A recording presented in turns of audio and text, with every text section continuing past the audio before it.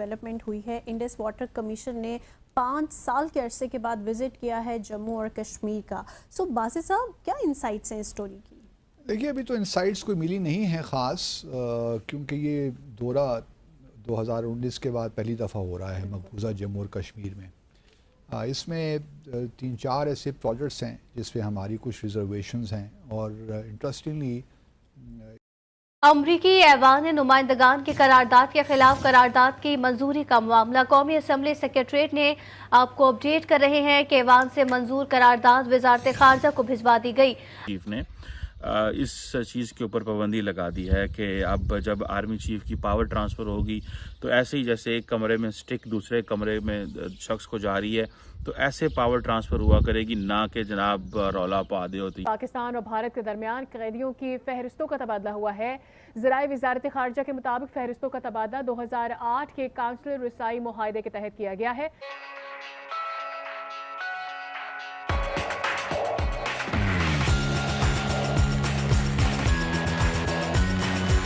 اس دفعہ جو neutral experts ہیں ورلڈ بینک کے وہ بھی 7 ڈیلیگیشن کے جا رہے ہیں، اور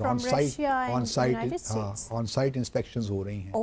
اس میں چناب میں بھی کچھ بن رہے ہیں ریزروائرز، کوئی پاور پروجیکٹس ہیں، مثال کے تو پرتلے ڈیم ہے، کشن گنگا ہے، اس کے بعد پاکول کیا نام ہے، پکول دل ہے، پھر جو ہے لوور کلائی ہے. تو اس قسم کافی پروجیکٹس ہیں جس میں پاکستان کو ریزرویشنز ہیں. تو یہ ہمارا انڈس جو کمیشن ہے یہ ہر سال ہوتی ہے میٹنگ، ایک میٹنگ اسلام آباد میں اور ایک میٹنگ نیو دہلی میں یا پاکستان یا انڈیا میں. بالکل. تو یہ اچھی ڈیولپمنٹ ہے کیونکہ انڈس واٹرز ٹریٹی جو ہے 1960 کی یہ ایک ایسا معاہدہ ہے جو کہ اس کے باوجود کہ پاکستان اور بھارت کے تعلقات میں اتار چڑھاؤ آتا رہا، لیکن یہ ٹریٹی ایفیکٹولی کام کر رہی ہے. ڈسپیوٹ سیٹلمنٹ جو میکنزم اس ٹریٹی کے اندر آرٹیکل 9 کے تحت ہے، اس میں 2 طریقے ہیں. ایک تو یہ ہے کہ اگر کوئی ٹیکنیکل ڈفرینسز آ گئے ہیں تو اس کے لیے پھر technical neutral expert world bank appoint کرتا ہے. تو پھر وہ دونوں ابھی ٹیکنیکل ایکسپرٹ آئے ہیں، کیا ہم نے ایسا کچھ فیس کیا ہے؟ نہیں، ابھی تو وہ ہیں نا، وہ انسپیکشن کر رہے ہیں، واپس جائیں گے، اپنی رپورٹ سبمٹ کریں گے کہ جو پاکستان نے خدشات کا اظہار کیا وہ ٹھیک ہیں کہ نہیں. لیکن اس کے ساتھ ساتھ ایک اور پروسیس بھی چل رہا ہے، وہ کورٹ آف آربیٹریشن کا ہے. اس میں لیگل جو ایشوز ہوتے ہیں وہاں یوزلی وہاں پہ ڈسکس ہوتے ہیں، وہاں پہ سیٹل ہوتے ہیں. تو وہ بھی بنا ہوا ہے. انڈیا کو اس پہ اعتراض ہے.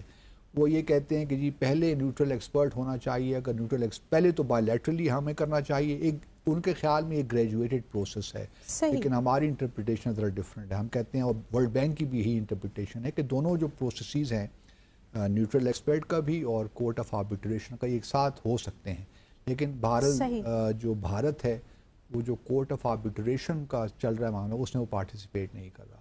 تو اب دیکھنا یہی ہے، واپس یہ ڈیلیگیشن پاکستان کا آئے گا، آبویسلی رپورٹ پیش کرے گا اپنی. دیکھتے ہیں کیا ان کے ہیں جو خدشات ان کے ہیں وہ ٹھیک ہیں، کام کیے بھارت نے، یا بھارت کس حد تک وائلیٹ کر رہا ہے جو اسپیسیفیکیشنز ہیں اس کو. تو ابھی دیکھتے ہیں آگے کیا ہوتا ہے. تو اس وقت کچھ حتمی طور پہ کہنا مشکل ہے. تو کیونکہ یہ 5 روزہ شاید دورہ تھا، ایک ہفتے کا، اور 5 ممبر ہیں شاید ڈیلیگیشن میں. تو اب واپس آئیں گے تو تھوڑا تفصیل لیتے ہیں، دیکھتے ہیں کیا ہوتا ہے. صحیح. سو جو بھارت ہے اس کی آبی جارحیت کا ایک تسلسل ہم نے جو ہے وہ دیکھیے، میں ذرا آبی جارحیت کا جو لفظ ہے نا، میں ذرا اس سے اتفاق نہیں کرتا. سچی بات ہے، میرا اپنے خیال میں ایسی جارحیت بھی نہیں ہے.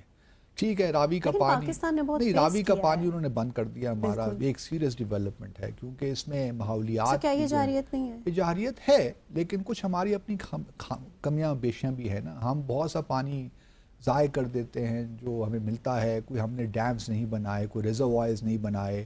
ہمارا 15 سے 20% پانی سمندر میں چلا جاتا ہے، بارشوں کا پانی ضائع ہو جاتا ہے. اور اس کے باوجود کہ ہم واٹر اسکیئرس کنٹری ہیں، واٹر اسٹریسڈ کنٹری ہیں، لیکن اس کے باوجود بھی ہمیں اس چیز کا احساس نہیں ہے جس طریقے سے ہم پانی استعمال کرتے ہیں اور اس کو ضائع کرتے ہیں. لیکن یہ اس کے باوجود بھی میں سمجھتا ہوں کہ جو راوی کے معاملے میں بھارت نے کیا ہے، گو کہ جو مشرقی دریا ہیں ان کا حق پورا ان پہ ہے.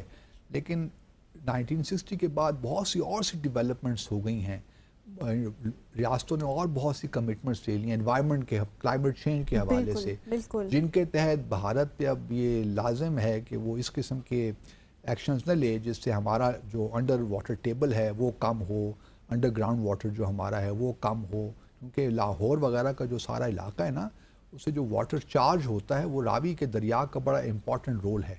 تو اگر یہ پانی فلو نہیں ہوگا راوی کے دریا کا، پاکستان میں نہیں آئے گا، تو پھر جو ہمارا انڈر گراؤنڈ جو واٹر ہے اس کا لیول اور کم ہو جائے گا، اور مسلسل کم ہو رہا ہے، کیونکہ ایک تو پاپولیشن بہت بڑھ رہی ہے، پاکستان میں پانی ویسے ہی کم ہے، تو یہ ایک سیریس ایشو تو ہے۔ ہمارے مین سٹیز میں پولوشن بھی تو بہت زیادہ ہے، تو یہ سارے وہ ایشوز ہیں جن پہ ہمیں کوئی اگین ایک ویل لیٹ اسٹریٹجی ہماری ہونی چاہیے نا۔ مسئلہ یہ ہے کہ ہم بار بار یہی کہتے ہیں اسٹریٹجی کہیں نظر نہیں آتی، کوئی لانگ ٹرم ویژن نظر نہیں آتا نا۔ جس طرح احسن اقبال صاحب نے ایک دیا تھا نا 2025 ویژن یا کیا، اس قسم کا اب دیکھیں 1947 میں 2047 میں پاکستان کو بنے پورے 100 سال ہو جائیں گے، تو ہمیں بھی ایک پلان رکھنا چاہیے کہ 2047 تک ہمارے کیا اہداف ہیں، جو بھی حکومت آئے نو میٹر واٹ، ہم یہ چیزیں جو بنیادی باسی صاحب وہ رکھیں گے، بنا بھی لیں گے، لیکن اگین پولیٹیسائز ہو جائیں گے۔ نہیں پولیٹیسائز نہ کریں نا، میں کہتا ہوں کہ سب لوگ یکجا ہو جائیں کہ یار یہ کچھ بنیادی چیز ہے، یہ بہت مشکل ہے، مشکل ہے obviously مشکل تو ہے، لیکن ناممکن نہیں ہے، منتہا مشکل ضرور ہے، ناممکن نہیں ہے۔ اس کی وجہ یہ ہے کہ اگر آپ اپنے دل میں پاکستان کا درد رکھتے ہیں، اگر آپ سمجھتے ہیں کہ یہ آپ کی دھرتی ماں ہے، تو پھر سر ہم کیسے سمجھ سکتے ہیں جب ہمارے بیرونی ممالک میں اتنے زیادہ اثاثے یہی ہیں، ہے ہماری جب رہائش وہاں ایسے پہ ہے، لوگ آ ہماری جائیں پڑھائی وہاں پہ ہے، کاروبار وہاں پہ ہے۔ یہ بات آپ کی درست ہے، لیکن نئے لوگ امید ہے کہ نئی نسل آئے گی آگے، اتنی افیکشن ہم دکھا نہیں سکتے نا، شاید یہی ہے، لیکن یہ کرنا پڑے گا، اس کے بغیر تو بہت مشکل ہے۔ لیٹس سی کیا ہوتا ہے۔ سو باسی صاحب ایران میں بھی پریزیڈنشل الیکشن، ایران کے الیکشن بڑے زبردست ہو گئے جی کل، اور 6 امیدوار تھے۔ پہلے مرحلے میں تو کوئی سلیکٹ نہیں، کوئی نہیں، کسی نے بھی 51% ووٹ نہیں لیے نا، تو اب معاملہ جو ہے وہ مسعود، کیا نام ہے ان کا، مسعود پزشکیان اور دوسرے ہیں کیا سعید جلیلی، یہ تو وہ تو آگے تھے پیچھے، اور بڑی مجھے اچھا کچھ جیسز لگے، لیکن ساتھ میں آپ کو یہ بھی بتاؤں کہ بھارت کی جو میک ان انڈیا جو آؤٹ ریچ ہے وہ بڑھ رہی ہے۔ بھارت نے بنگلہ دیش کی نیوی جو ہے اس کو make in India 800 ton ocean going tug جو ہے دے رہا ہے، جو کہ انڈیا کی شپ بلڈنگ اینڈ انجینئر جو ہے وہ پریپیئر کر رہی ہے۔ یہ ایک امپورٹنٹ ہے۔ اس کے اوپر بھی بات کریں گے کہ بھارت بنگلہ دیش کے تعلقات جو ہیں ان ٹرمز آف ڈیفنس میں، میری ٹائم ڈومین میں کیا ہونے جا رہے ہیں، اور اس میں کیا ہے۔ ابھی فار ایگزامپل ہم بات کر رہے تھے کہ بھارت کے جو موجودہ آرمی چیف ہیں obviously general Manoj Pandey, I think in کا 1 مہینے کا ایکسٹینشن دے دی گئی تھی۔ دا ریزن بیہائنڈ واز کہ اس وقت نئی حکومت بن رہی تھی اور نیا وہ جسے کہیں گے نا ماحول تھا، تو اس وقت سمجھ نہیں آ رہی تھی کہ کس کو کیا کرنا ہوگا، اگر کرنا بھی ہوگا تو اس وقت مینڈیٹ نہیں بنتا تھا، کیونکہ پرائم منسٹر مودی کے پاس فریش مینڈیٹ نہیں تھا، تو انہوں نے کہا کہ ٹھیک ہے ہم اس کو اب گورنمنٹ نے جو سینیورٹی پرنسپل اس کو فالو کیا ہے، اور یہ جو ہے وہ 18 جموں اینڈ کشمیر رائفلز کے ہیں، 1984 میں انہوں نے کمیشن لیا، اور یہ ایک جسے کہتے ہیں نا عموماً کبھی ایسے ہوا نہیں ہے کہ حکومت جو ہے وہ 1 مہینے کا ایکسٹینشن دے دے، لیکن سم ہاؤ 1 مہینے کی ایکسٹینشن دے دی گئی تھی جنرل منوج پانڈے صاحب کو، اور کئی لوگوں نے تو پریشان ہو گئے کہ کیا مودی صاحب کیا کرنے جا رہے ہیں۔ کسی نے کہا کہ پتہ نہیں کوئی تبدیلی آ رہی ہے، کسی نے کہا انہی کو 2-3 سال، کسی نے کہا جی پاکستان سٹائل آ گیا ہے۔